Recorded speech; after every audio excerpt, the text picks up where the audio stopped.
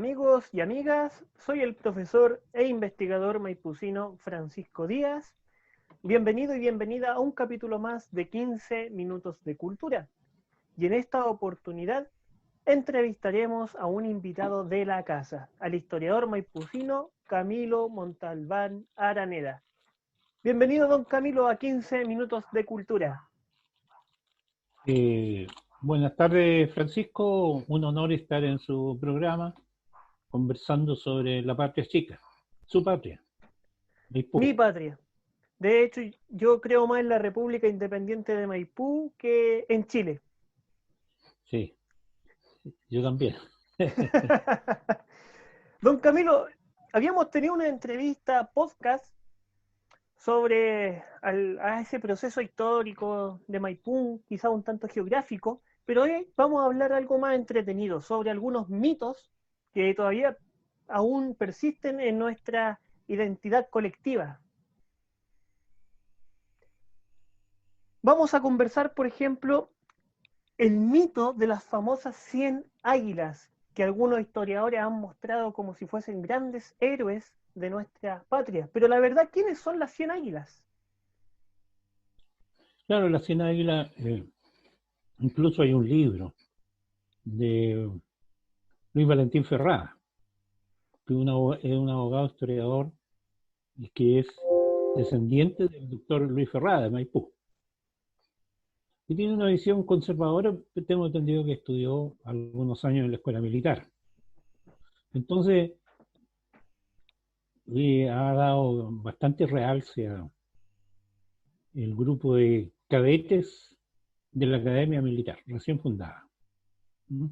Que acompañó a O'Higgins en su, en su viaje a los campos de batalla, el mismo día 5 de abril, y que llegó aquí a Maipú. Entonces, da realce el heroísmo de los jóvenes, pero la verdad es que no es, para mí, de mi punto de vista, es un acto simbólico. Tuvieron más relevancia las llamadas milicias, las milicias disciplinadas. Las milicias disciplinadas eran grupos de patriotas armadas que no estuvieron integrados al ejército libertador y al ejército chileno, sino que cooperaban en exploraciones, en batidas que se llamaban, de los grupos realistas. Entonces, de mi punto de vista, militarmente no tienen relevancia porque ya la batalla estaba Zanjada. consolidada, el triunfo estaba consolidado. ¿Ah? Llegaron a la hora del abrazo. Esa es, esa es la, esa es la historia real. Duele decirlo, pero llegaron a la hora del abrazo. ¿No? En paréntesis, el abrazo ni siquiera está mencionado en los documentos oficiales de la propia batalla. Claro, Fue sino que fue una una... comisión que estableció dónde se habría ocurrido el abrazo. ¿Mm? En parte de guerra no lo menciona. ¿Mm? No, claro, En y parte también hay que oficial de guerra. entender que en toda victoria siempre se abrazan, po. Sí, el sello icónico del abrazo, al menos cuando logré estudiarlo, es una pintura de Pedro Subercasó, que él Sí, resalta el tema del el heroísmo, la hermandad con los trasandinos, etcétera. claro. Incluso ha pasado a tener más importancia que el combate mismo y la preparación, todo eso. El simbolismo que encierra. Y luego se han desarrollado varios nuevos abrazos. Algunos los esconden. Hubo un abrazo entre dos dictadores, Claro, acá en Maipú, ¿cierto? Que uno busca antecedentes y no encuentra por ningún lado, ¿cierto? Me imagino que el templo debe tener guardadas las imágenes bajo 7 llaves, cuando se encontraron Pinochet con Jorge Rafael Videla. Que alguna vez lo voy a contar porque lo viví en carne propia. Yo asistí al templo votivo en esa oportunidad. fuimos llevados, todos los profesores y los alumnos, al templo votivo. Pero ese es tema de otro comentario. ¿A usted le interesó ese tema? Porque fue bien terrible. Yo vivo en Maipú, ahora casi en pleno centro, al llegar a Segunda Transversal. Y Ahora, frente a mi casa, 5 de abril, esquina blanca, frente a mi casa, en la madrugada ya habían vehículos estacionados, vehículos con radio y todo. Era un despliegue, pero formidable. Yo ahora salí a primera hora de la con, mañana del Liceo Maipú porque teníamos que concentrarnos ahí. Y nos llevaron. Cierro paréntesis. Entonces llegaron estas 100 águilas, acompañaron al Libertador, a Bernardo Higgins. No formaban parte del ejército. Y la verdad que el ejército libertador de los Andes. ¿Ah? Y hay toda una polémica.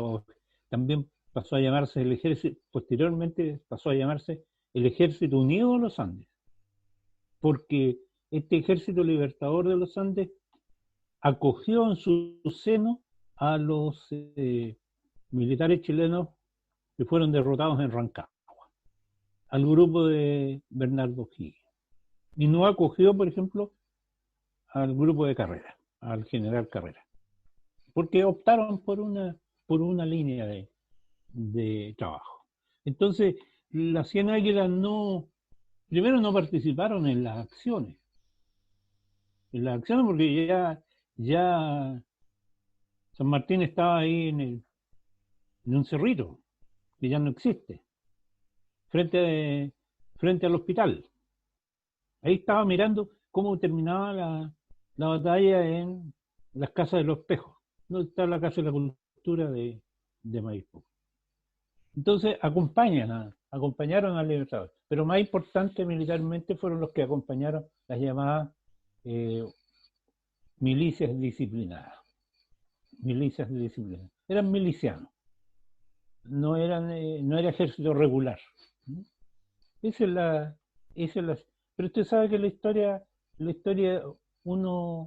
gente, los especialistas, los aficionados, miran lo que quieren ver o escuchan lo que quieren escuchar, nada más, y le dan importancia a determinada cosa, a determinado hecho, determinada acción que les llama la atención o concuerdan con lo simbólico de ellos. Esa es la situación. Yo creo que el único historiador que está hablando de las 100 águilas va por el segundo libro, parece, de las 100 águilas.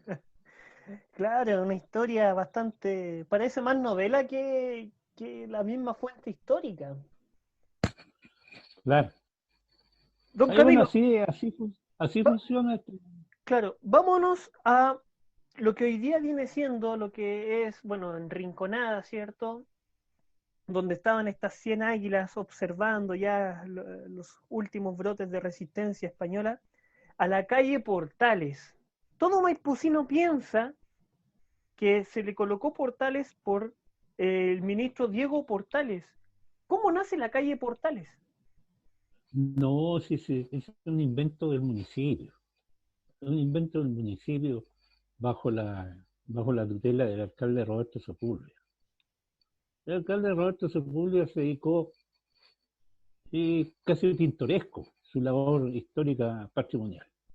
Y total, como él indicaba, así deshacía, llegó y le cambió el nombre. Por supuesto, los funcionarios municipales tuvieron que obedecer. El nombre original, patrimonial, es Los Portales. Los Portales. En ¿Mm? plural. Claro.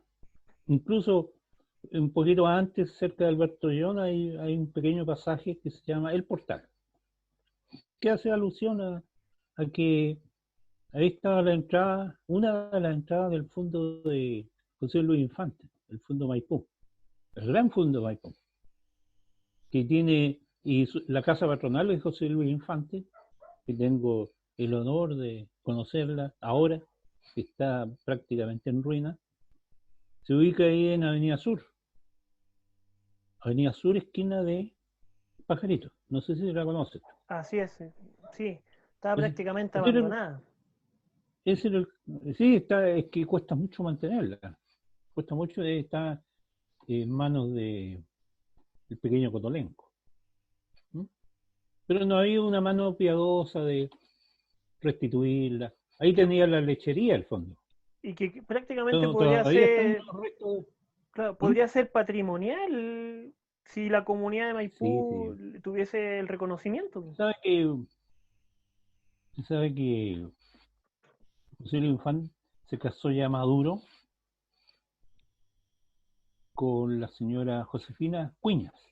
Era viuda y era muy pintoresca. También tuve el honor de conocerla en una comida que se hizo donde yo trabajaba. Y sí, todos hablan de la fortuna de José Luis. Yo soy la que tengo plata, y no, porque era viuda de un empresario salitero. Y Imagínese, manejaba, y manejaba el dinero, ayudaba, la gente iba donde ella a pedirle favores, sacaba la chiquera, lo hacía. Y esa casa, doña Josefina Cuñas, en los últimos días, ya viuda de José Luis Infante, se recluyó en el pequeño Cotolenco, como hogar. Y a cambio le hizo las donaciones. Y la casa fue objeto de ávidos martilleros que remataron bienes del siglo XIX. Por imagínese. supuesto que el municipio no se hizo ni presente, ¿eh? No le interesó para nada, para nada. ¿Mm? Porque eso es materia de otro tema. Había rivalidades entre las familias. La familia de José Luis Infante, que no tuvo descendientes, eh, tenía una profunda rivalidad con la familia Riesco, que es la otra rama de los fundadores de aquí, de la comuna de diferencias de la oligarquía, que son tremendas, que no guardan ninguna mesura. ¿Ah? Así es. Y por eso se explica que la memoria de José Luis Infante no es tan destacada en la comuna. Ni siquiera tiene un establecimiento educacional en su nombre. Ni No, siquiera. y bueno, y se maneja más que nada en las ideas progresistas siempre de Infante, pero por lo visto dentro de su historia, la fortuna, como dice Maquiavelo, le fue accedida mediante el amor. Qué No, si él simpático. tenía, él tenía patrimonio propio, ¿cierto? Cabe destacar que la familia Infante adquirió eh, tierras aquí en la comuna de Maipú mediante remates que se hicieron a mediados del siglo XIX. Remates de tierras fiscales, porque la gran hacienda de Los Pejos era un terreno fiscal, que se fue Hijuelas, etcétera. ¿M? Y algunos se hicieron dueños de ese. Y no es descendiente de José Miguel Infante, como yo creía. Ahí en el libro hay un error. Después, no, alguna vez lo voy a remediar, En que una no es descendiente reedición. directo, claro, una tercera revisión. Así Así que es. esa es la situación. Don Roberto Sepúlveda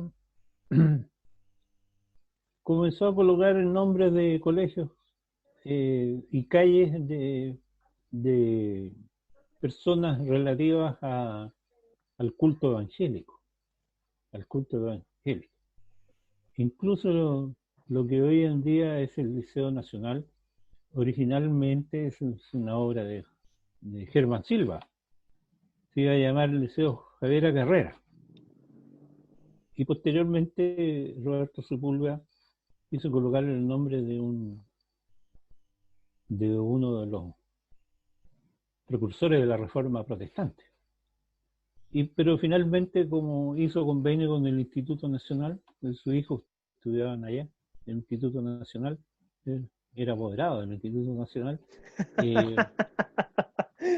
fundó el Liceo Nacional de Maipú, a imagen y semejanza del Instituto Nacional. Del primero.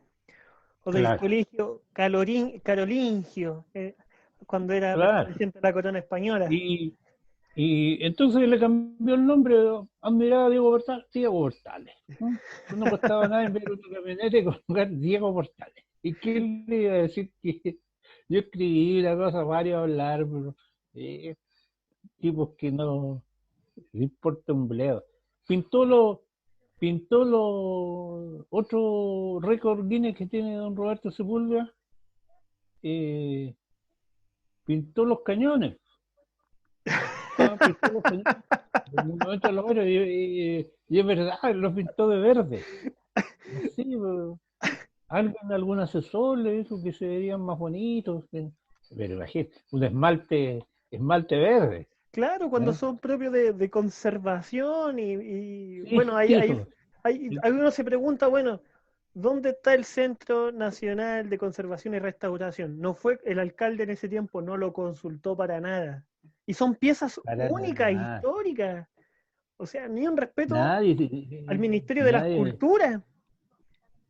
Nada, absolutamente nada. Lo mismo que esta alcaldesa también, un sitio histórico lo utilizó para bailar cumbia, fonda, mover el reggaetón ahí, sitio histórico. Y después el Consejo de Monumentos Nacionales se dio cuenta que ahí se arreglaron, que no, que iba a hacer tal cosa, que esto. Pero un monumento histórico no se puede estar empleando para eso. ¿Y para qué decir el monumento a los héroes diseñado por el padre de la patria? Todos los alcaldes lo han ocupado para sus fines políticos, fiestas del rock, ferias laborales. Cero respeto. Y también el otro récord que tiene don Roberto Sepúlveda es que solicitó al Consejo de Monumentos Nacionales que el pimiento histórico fuera declarado monumento histórico. Bueno, vámonos de Portales al pimiento. Esto está citado en un libro, se lo recomiendo porque es bien sui generis, que se llama Crónicas de Maipú. Crónicas, y tiene escrito por una dama que tuvo el auspicio, Dolores Pizarro, que obtuvo el auspicio de la Universidad Simón Bolívar. Y se largó a escribir de todo. Y habla del pimiento. Pero este libro tiene la rara cualidad, entre comillas, de que no tiene fuente ninguna. No hay ninguna referencia. No, ella escribe. Y en algunas fechas, por ejemplo, la relación que hace Inés Riesco también está fuera de contexto. Pero total era auspiciada por una universidad. Y ahí aparece el famoso pimiento histórico. Ahora, el pimiento es un árbol, que ella también ¿cierto? considera que es un arbusto que está ubicado específicamente en el que está en la esquina 5 de abril donde está ella, con Pajarito, y que está resguardado por un McDonald's más encima. Claro, el McDonald's se construyó posteriormente. Claro. Y había una laguna de patos ahí. Eso es lo que cuenta la gente, que y hay una plazoleta que también desapareció. Es cierto que en el pimiento amarró el caballo Bernardo Higgins, me imagino con sus 100 águilas, para poder descansar a la sombra, porque ese es el mito que se le cuenta a los niños. Pero si Bernardo O'Higgins no participó en la batalla. Ya partimos de ahí. Claro, no participó en la batalla. Si Bernardo O'Higgins estaba herido, tenía fiebre. Estaba en el Palacio de Gobierno. Entonces ya cuando le llegan las informaciones, porque hubo un primer parte de guerra de San Martín, incluso está manchado con sangre, el primer parte de guerra. Partieron a decirle que ya eh, Osorio huye.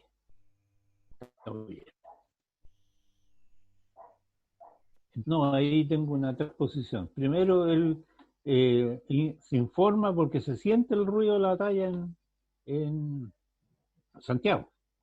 Entonces él ya no soporta estar ahí con la incertidumbre y ahí él va y llega como a las 3 de la tarde. Entonces no participó si no tenía mando, no tenía línea de mando. Él era el director supremo. Esa es la situación. Entonces O'Higgins no, no, no pasó por ahí con el caballo para amarrarlo y toda la historia. Ahora, don No, no, Camilo, una consulta. Bueno, sabemos muy bien que O'Higgins y la Ciénaga observaban lo que estaba pasando ahí también en la Hacienda de los Espejos, y se cuenta que los españoles escapan por la quebrada de la Plata algunos y dicen que hay un tesoro. ¿Existe un tesoro pero realmente en la no, quebrada de la Plata? ya, entonces ahí un día le dije en forma insolente a una persona, le dije, pero ¿qué es lo que ha fumado usted? Pues le dije yo. Pero primero resolvamos la historia del pimiento. ¿Ya? Ok. Y después nos vamos al tesoro, que a mí me interesa. Claro, la historia del pimiento. Ando buscando quién lo plantó. Sí, fue plantado. Fue plantado por un escritor maipucino que usted, un pariente de él, que usted lo admira mucho. ¿Jorge Porras? No, no, no. Lo plantó don Ramón Lira Lazo. Ramón Lira Lazo es bisabuelo. Bisabuelo de Guido Valenzuela. Era Ay, oficial de registro civil. del escritor Esa es maipucino la, Guido esa es la historia. Valenzuela, su bisabuelo. Claro. Él lo plantó. ¿No viste? El registro civil estaba al frente. Claro, en ¿Ah? aquellos El años. registro civil es donde está por ahí el Banco Falabella, por ahí más o menos, y parte del líder. Ahí está el registro civil. Y tenía toda la. Entonces, y luego el avance de las tropas patriotas, donde se rompió la línea de defensa, fue en el Cerro Pajarito, el Cerro Primo de Rivera. No Cerro 15, el Cerro 15 le llamaron así las pandillas que se juntaban ahí. Entonces, y por ahí se produce la primera ruptura. Y la otra se produce por lo que hoy en día es Quina Blanca, pero eh, avanza el ejército persiguiendo a las tropas realistas. Y hay ya una confrontación primera, lo calculó, lo calculó un escritor militar cerca del templo, de lo que hoy en día es el templo, o es la capilla, le llaman. Ahí se produjo un encontrón y ahí siguieron huyendo. Entonces, eh, no pueden venir persiguiendo al enemigo y se detienen, amarran el caballo y descansan. Es la, eh, es el, ¿cómo se llama? El argumento mínimo. No, este pimiento histórico tiene 200 años.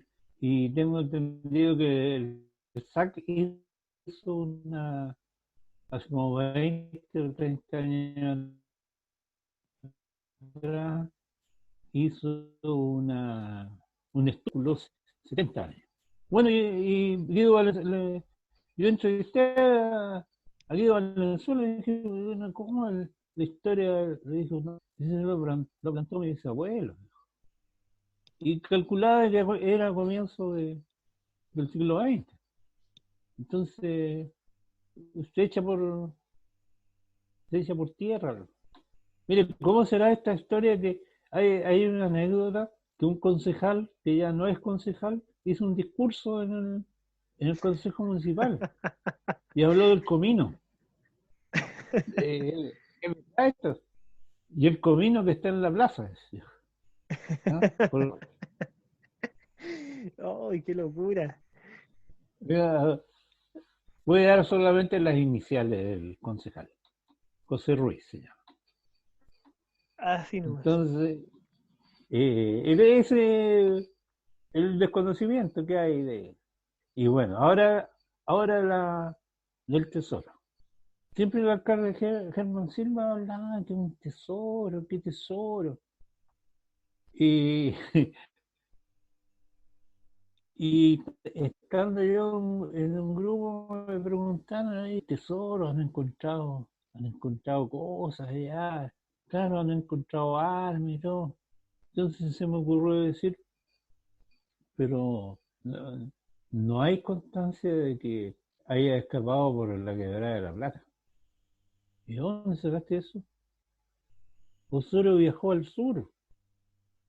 Osorio salió arrancando con 200 y tanto, llegó con 15 allá a Talcahuán y arrancó hacia el sur.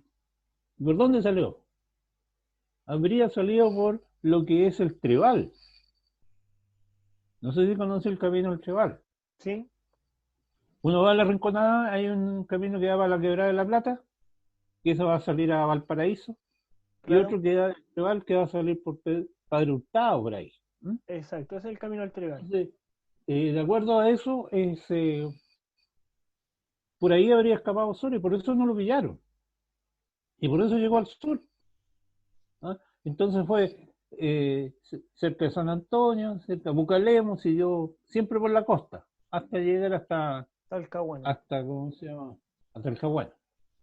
Entonces, primero, no existe constancia que hayan escapado a Osorio, estoy hablando de Osorio, porque él llevaba el tesoro. Si los demás no tenían, no tenían tesoro, el soldado raso no tenía tesoro. Algunos soldados rasos escaparon y llegaron a un sector que en este momento no recuerdo, que está para hoy en día la carretera 5 Sur. Usted debería ayudarme, que es más joven, donde Ricardo Lagos tiene una parcela. Desconozco. Es un pueblito bien pintoresco, bien aislado, y ahí se refugiaron algunos españoles de la batalla de Maipú y ahí hicieron su vida tranquilamente. Entonces luego el tesoro, ¿qué tesoro? Un ejército tiene una caja militar para solventar los gastos, para pagarle a los soldados, porque eran soldados profesionales. Vicuña Maquena cuenta que los soldados acá, cuando estaban en el Valle del Maipo, le compraban pan a los campesinos, a un Claro, los peso lugareños. una cosa así. ¿Por qué? Porque ellos manejan la caja militar. Y la caja militar fue capturada por el ejército patriota. En el parte de guerra se señala, dice, capturamos tantos prisioneros, tantos cañones, tantas armas, la correspondencia y la caja militar. Eso es lo que dice el propio parte de San Martín. Entonces, si están arrancando, se van a detener, van a hacer una excavación y van a guardar un tesoro. ¿Qué significa? No, y Por más. lo tanto, vale la pregunta, ¿qué está fumando? ¿Qué está fumando? ¿Ah? Perdón que sea así tan sarcástico de decir qué está fumando, porque no hay antecedentes que se hayan detenido a enterrar el tesoro. ¿Y qué tesoro? Claro, Lingotes de oro, ¿qué cosa? No, pues si era constante y sonante para pagar. ¿Mm? claro, y Es promover un caja militar se ejército. llama. Así es. Ahora, si hay tesoros, también se comienza a hablar de los túneles de Manuel Rodríguez. ¿Hubieron túneles? No, no, sí. Si es un despoblado. La batalla de Maipú es un despoblado, que en la parte central es un verdadero desierto. Vicuña Maquena lo escribe, lo conoció. Eh, el autor del himno de Yungay, José Sapiola, que tenía como 17 años, dice que no había nada, solamente habla de un pasto seco que sobrevive en el semi-guañil, guañiles, espinos y guañiles. Esa era la vegetación del Maipo. Entonces, ¿dónde está lo verde? Porque De la tierra don Luis, fértil que siempre se habla. ¿cómo se llama? Don Raúl Telles habla bucólicamente que aquí se producía trigo y todo la historia. En la parte central del llano no es así. En la parte central del llano es un semidesierto, una explanada. No se pueden cubrir, y por eso que San Martín ataca rápidamente, porque aprovecha la explanada. ¿Ah? Y ese fue el error que dicen los tácticos militares de Osorio, que se encajonó y quedó abajo. Y San Martín oblicuamente mirando, entonces no tiene prácticamente ningún obstáculo. Y miraba todo y hacían notar que las bayonetas relucían con... No hay vegetación, no hay vegetación alta que hubiera permitido, no, sí, era una explanada. Y la parte verde, donde hay viñedos bajos, es cerca del Mapocho, donde está la casa de la hacienda. Y por eso que habla que están los viñedos atrás y todo. Y donde la otra parte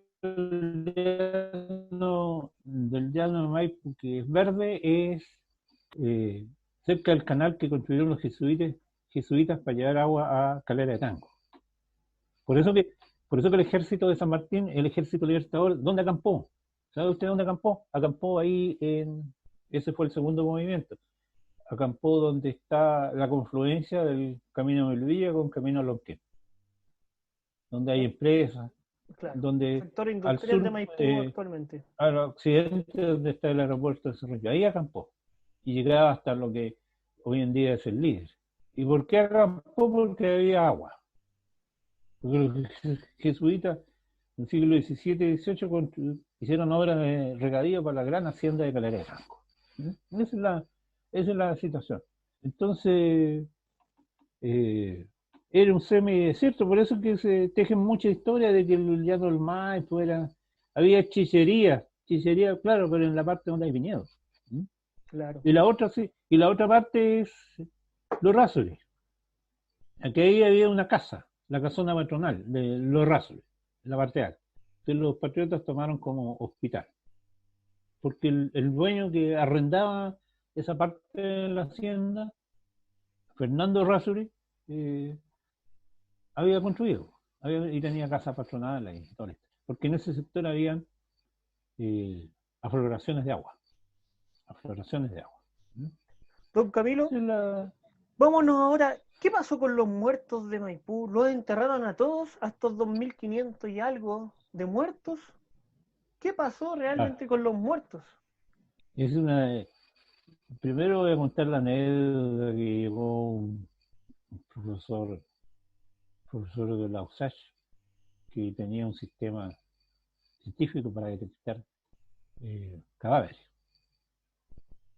Entonces leyó un poco y dijo que donde se había construido el templo tenía que haber un gran entierro. Llegó al municipio y le hicieron caso. Yo me río porque una, eh, un vendedor de humo nuevamente. ¿Eh? Humo Qué académico. bien. Y claro, varias personas dijeron, no, Gabelo, ahora están descubriendo los cadáveres, ¿no? Qué raro, siempre hay que esperar que a lo mejor hizo un gran descubrimiento. Lo entrevistó un medio local. Oh, tremendo, que aquí que el profesor iba a descubrir. Bueno, al cabo de un año, el medio local fue nuevamente donde el profesor y el profesor le dijo, sí, parece que no vamos a encontrar cadáveres, porque los quemaron.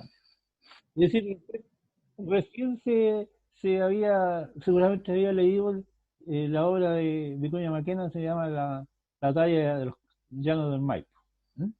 Y Vicuña Maquena relata que vino a los campos de Maipú y que incluso casi fue agredido por unos campesinos, oscos, que todo. Y él conoció a que en la época de la batalla era joven y que había participado en la quema. Decía, no, si aquí se construyeron unas piras y se quemaban todos los cadáveres y toda la historia. Entonces, tenía razón el profesor en el sentido de que cerca del templo votivo ahí se produjo un gran enfrentamiento y por lo tanto gran cantidad de muertes. Pero enterrar a 2.500 muertos era una cuestión impensable. Eso es el mínimo razonamiento. Mínimo razonamiento. Es decir, En un llano donde prácticamente no hay agua. 2.500 fosas. ¿Ah? Imposible. Para ese Claro. tiempo es prácticamente imposible. O hubiese demorado quizás cuántos meses. Claro. Y con el peligro del contagio, tantas cosas, cuestión de sanidad, se quemaron. Lo único que reclama Vicuña Maquena dice que no se hizo la separación entre patriotas a todos, patriotas y realistas. Esa es la situación. Oiga, don Camilo. Le contó cómo hacían las piras.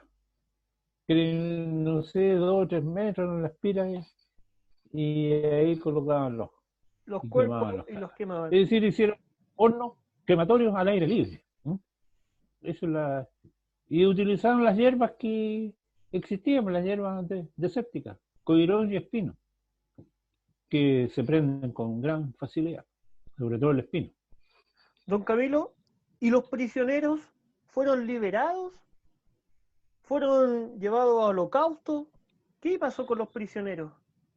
No, ahí hay que hacer una diferencia como siempre, entre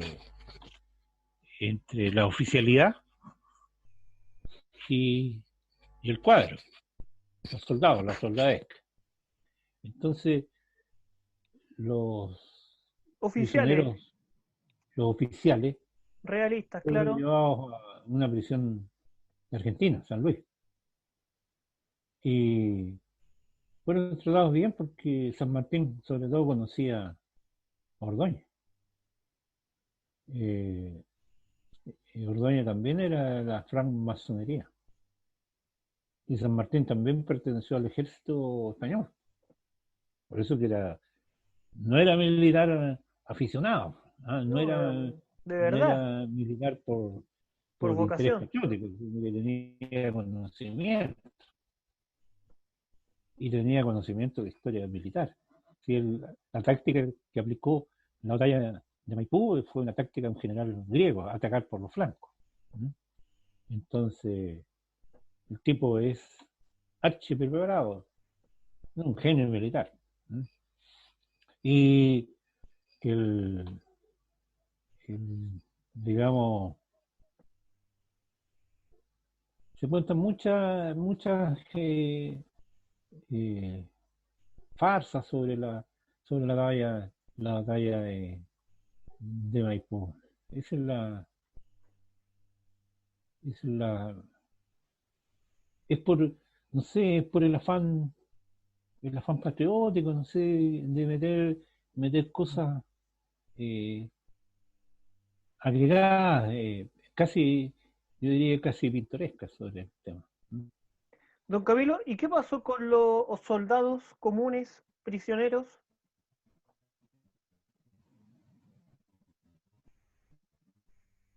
¿Fueron llevados a dónde?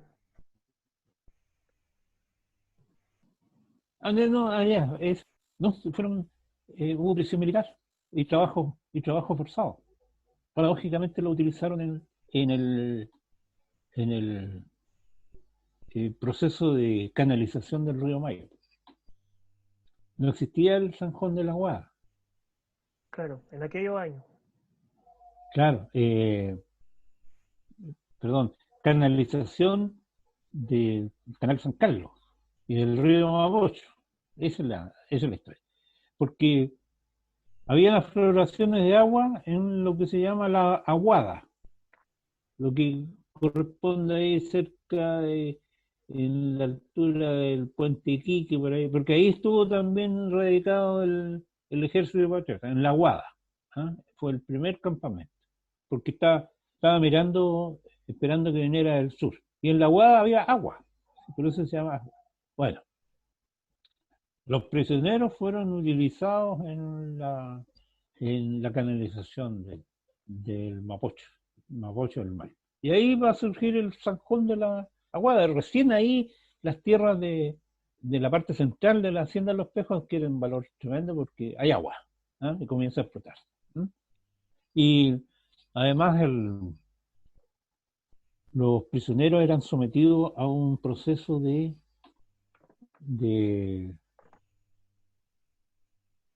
no sé llamarlo lavado de cerebro, sino que tenían que hacer ejercicio de cántico en la mañana. ¿No? Todo era viva la patria, viva la patria. Ah, El ok, que no repetía eso era castigado. ¿No? Era, era castigado. un Pero esa proceso fue la situación del de prisionero. ideologización, que era muy ¿Mm? común en esos años también, ¿eh? Sobre El todo caso, por... mira, volviendo al tema de los prisioneros en San Luis, al final la mayoría murió en un intento de motín. Ahí murió Primo de Rivera y un sobrino muchacho que andaba con él. ¿No? Está todo relatado en Los prisioneros de San Luis, en Vicuña Maquena. ¿No? Ese fue el destino. Fue el destino trágico de la mayoría de los. Y Osorio murió de muerte natural de una fiebre. Para que vea usted. Así es. No le arranca. Don Camilo, estamos terminando nuestro programa 15 minutos de cultura. Muy agradecido de vuestra asistencia y Sí, cuando quieran. en una próxima conversación, ¿de qué vamos a hablar? Desde mi punto de vista, desde mi punto de Así es. vista, es un tema interminable, interminable porque está en construcción, hay desviaciones. ¿Cuáles son los agentes culturales del conocimiento histórico de Maipú? Porque Maipú tiene el raro privilegio de ser una comuna con historia, lo que no tienen, lo que Otras. no tienen otras comunas. Si el mismo Vicuña Maquena decía, si esto hubiera ocurrido en cualquier ciudad de Europa, tendrían todo, todos los homenajes y los recuerdos habidos y por ahí. Y aquí no pasa absolutamente nada. Como un Por llano. ejemplo, el, el monumento, el monumento conocido popularmente como la Chancaca, el monumento a España, ¿dónde está? Santiago el Transantiago se lo llevó. Pasó en Transantiago, no existe, no está. Total, da lo, da lo mismo, da lo mismo.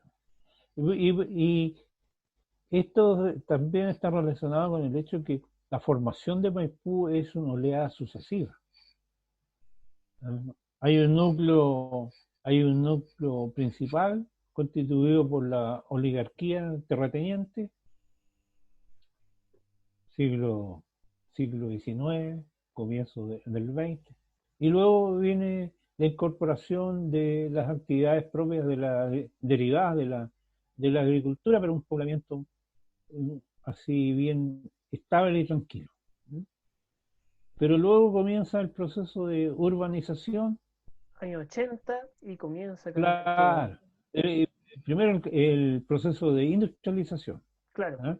Con años primeras, 60, años las primeras 50 y 60. grandes industrias. Y Claro, comienza a llegar una masa de población obrera y de empleados que construyen sus villas. Entonces, sobre eso aumentó la población y luego viene el proceso de, entre medio, el proceso de las grandes, ¿cómo se llama esto? De traslado de población marginal. claro. Erradicaciones. ¿Eh? En la etapa de la dictadura que tomaban un camión, echaban arriba las cosas y vamos. Por eso es una de las causas por qué José Luis Infante al final renunció, no se oponía, se opuso. ¿No? Los generales que eran intendentes llegaban y ahí provino, por ejemplo, del sector de las turbinas, del sector de la nueva Matucana, y luego hubo tomas, grandes tomas. ¿Mm? Y paralelamente a eso, poblamiento de las asociaciones de ahorro y préstamo. Y ahí va creciendo, va creciendo. Entonces, es una oleada sucesiva, es población diferente, que tiene identidades también diferentes, y cuesta, y va a seguir este proceso que va a llegar al millón de habitantes seguramente, y se va perdiendo la identidad. Pero tiene la rara cualidad que el recién llegado ya a los pocos años se siente maipucino, se siente maipucino. ¿Mm? Esa es esa es la situación. Fue violenta el proceso de urbanización y crecimiento. Así es. Hay muchos años que cortar y conocer. El invento de los 21 barrios. El señor Undurraga inventó de que en Maipú habían 21 barrios y sectores, a diferencia de la población del núcleo central, donde hay barrios consolidados. Pero ahí manda el poder, decir, no, si Maipú tiene que haber barrios. Y creó, o sea, la otra vez le dije, había creado un barrio que ni siquiera tenía hospital, se llamaba Barrio Hospital. Don Camilo, muchas gracias por relatarnos Estamos, esta historia de mitos, y estamos en contacto para una próxima entrevista. sí, pues, ya, pues, Un chao. abrazo a todos y a todas, y a ti Radio Escucha por aprender más en 15 minutos de cultura. Nos vemos en un próximo capítulo y nos despedimos con Claude Debussy.